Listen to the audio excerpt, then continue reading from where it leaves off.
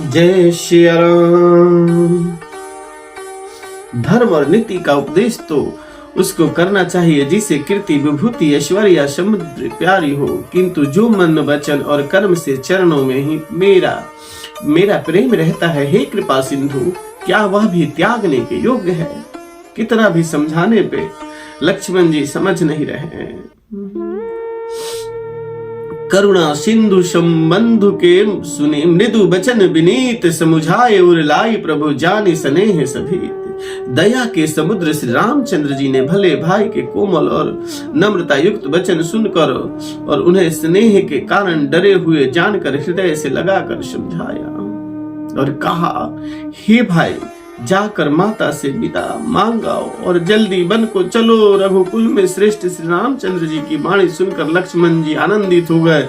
बड़ी हानि दूर हो गई और बड़ा लाभ हुआ। वे हर्षित हृदय से माता सुमित्रा जी के पास आए, मानो अंधा फिर से नेत्र पा लिया। उन्होंने जाकर माता के चरणों में मस्तक नवाया, किंतु उसका मन रघुकुल के आनंद देने वाले श्री रामचंद्र जी और जानकी जी के साथ था।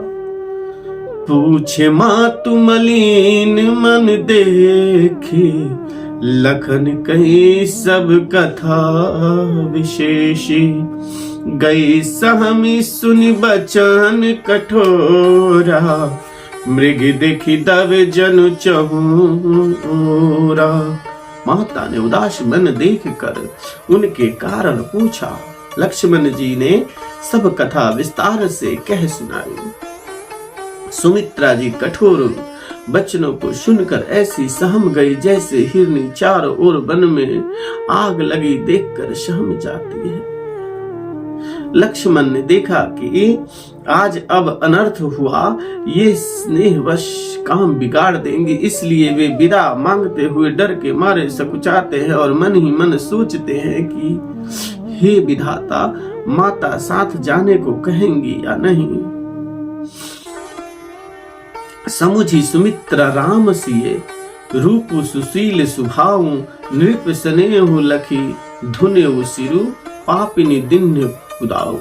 श्री सुमित्रा जी ने श्री रामचंद्र जी और श्री सीता जी रूप सुंदर शील और स्वभाव को समझकर उन पर राजा का प्रेम देखकर अपना सिर धुना, यानी माथा पकड़कर माथा पीटने लगे और कहा कि पापनी कैकेयी ने बुरी तरह घात लगाया। धीरज धरे कुंवर सर जानी, सहज सुधर बोले मृदुबानी। तात तुम्हारी मातु वैदेही, पिता राम सब भांति स्नेही। परंतु कुछ समय जानकर धैर्य धारण किया और स्वभाव से ही हित चाहने वाली सुमित्रा जी कोमल वाणी से बोली, हे तात, जानकी जी तुम्हारी माता है और सब प्रकार से स्नेह करने वाले श्री रामचंद्र जी तुम्हारे पिता है।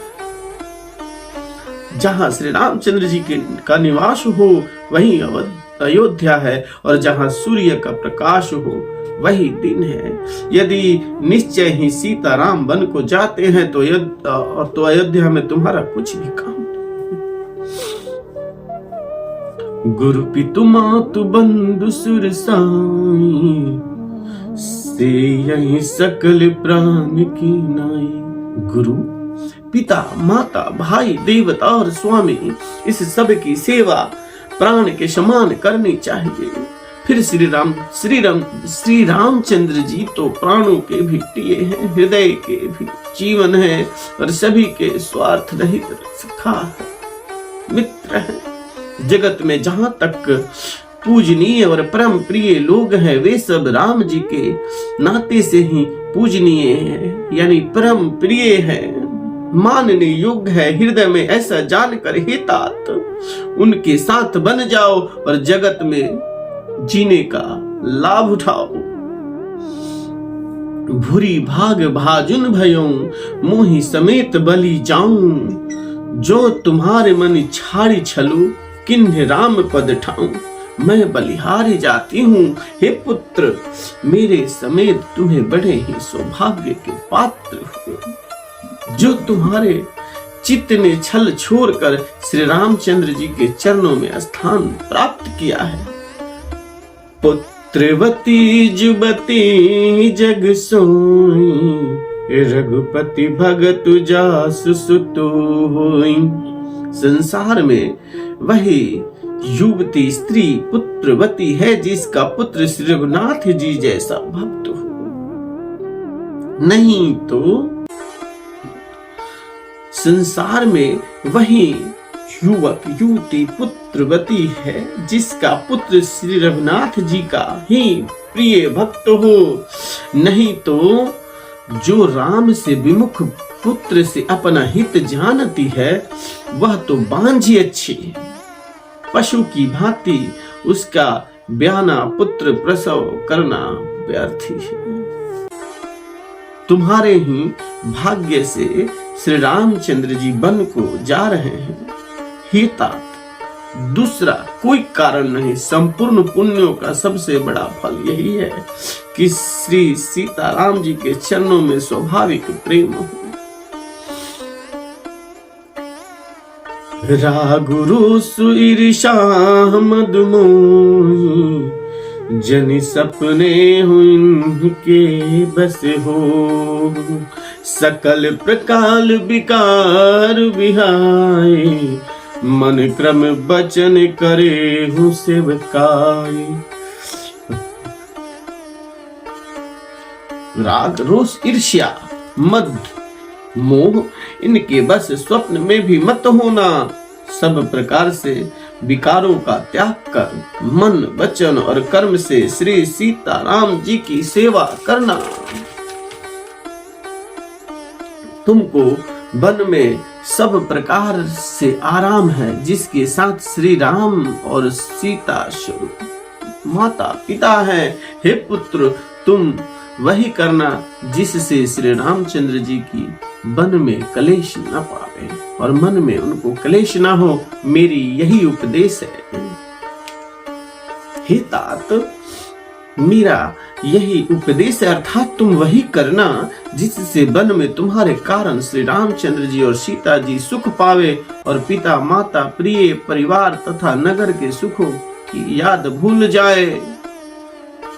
तुलसीदास जी कहते हैं कि सुमित्रा जी ने इस प्रकार हमारे प्रभु श्री लक्ष्मण जी को शिक्षा देकर वन जाने की आज्ञा दी और फिर वह आशीर्वाद दिया कि श्री सीता जी और श्री रघुवीर जी के चरणों में तुम्हारा निर्मल निष्काम और अनन्य एवं प्रगाढ़ प्रेम नित्य नित्य नया हो। माता के चरणों में सिर नमाकर हृदय में डरते हुए कि अब भी कोई विघ्न ना आ जाए, लक्ष्मण जी तुरंत इस तरह चल दिए जैसे सौभाग्यवश कोई हिरन कठिन फंदे को तुड़ाकर भाग निकलता है।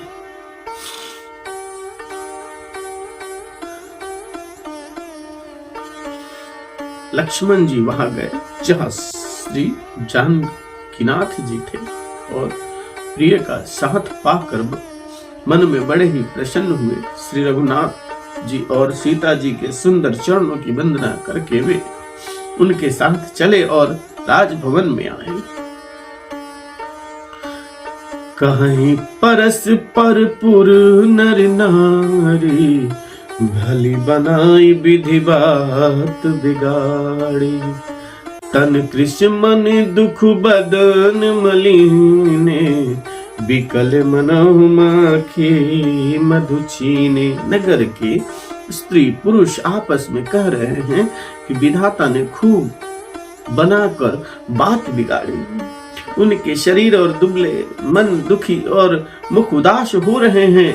वे ऐसे व्याकुल हैं जैसे शहद छीन लिए जाने पर शहद की मक्खियां व्याकुल हो जाती है।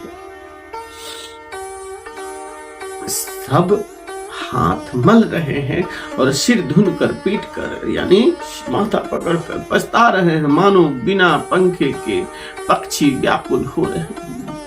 राजद्वार पर बड़ी भीड़ हो रही है, अपार विषाद का वर्णन नहीं किया जा सकता। श्री रामचंद्र जी पधारे।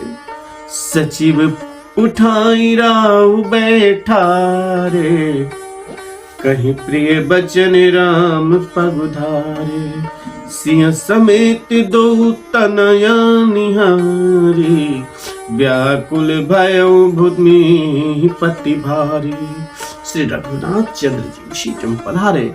हे प्रिय बचन, ये प्रिय बचन कहकर मंत्री ने राजा को उठाकर बैठाया। सीता सहित दोनों पुत्रों को वन के लिए तैयार देखकर राजा बहुत ही व्याकुल हो गए। सिंह सहित सुत सुभग दो, देखी देखी अकुलाए। बारही बार स्नेह बस, राउ ले उर लाए। सीता सहित दोनों सुंदर पुत्रों को देख देख कर राजा अकुलाते हैं और स्नेह वश बारंबार उन्हें हृदय से लगा लेते हैं। सकई न बोली बिकल नर नाम, शोक जनित उर दारुण दाम। राजा व्याकुल है, बोल नहीं सकते। हृदय में शोक से उत्पन्न हुआ भयानक संताप है। तब रघुकुल के वीर श्री रामचंद्र जी ने अत्यंत प्रेम से चरणों में सिर नवाकर उठकर विदा मांगी। पितु आशीष आयसु मोहि दीजे, हर्ष समय विस्मय कत की जय। तात किए प्रिय प्रेम प्रमादु, जसु जग जाय हो ही अपबादु। हे पिताजी, मुझे आशीर्वाद और आज्ञा दीजिए। हर्ष के समय आप शोक क्यों कर रहे हैं? तात प्रिय के प्रेम बस प्रमाद कर्तव्य कर्म में त्रुटि करने से जगत में यश जाता रहेगा और निंदा होगी। यह सुनकर स्नेहवश राजा ने उठकर श्री रघुनाथ जी की बाह पकड़कर उन्हें बैठा लिया और कहा, हे तात सुनो, तुम्हारे लिए मुनि लोग कहते हैं कि श्री राम चराचर के स्वामी हैं। शुभ अरु अशुभ कर्म अनुहारी, ईसु देई फल हृदय विचारी। शुभ और अशुभ कर्मों के अनुसार ईश्वर हृदय में विचार कर फल देता है। जो कर्म करता है वही फल पाता है, ऐसी वेद की नीति है। यह सब कोई कहते हैं। दोहा, आज इसी दोहा पे विश्राम देंगे। और करें अपराध को और पाव फल भोगू, अति विचित्र भगवंत गति को जग जाने जोगु। श्यावर रामचंद्र की जय।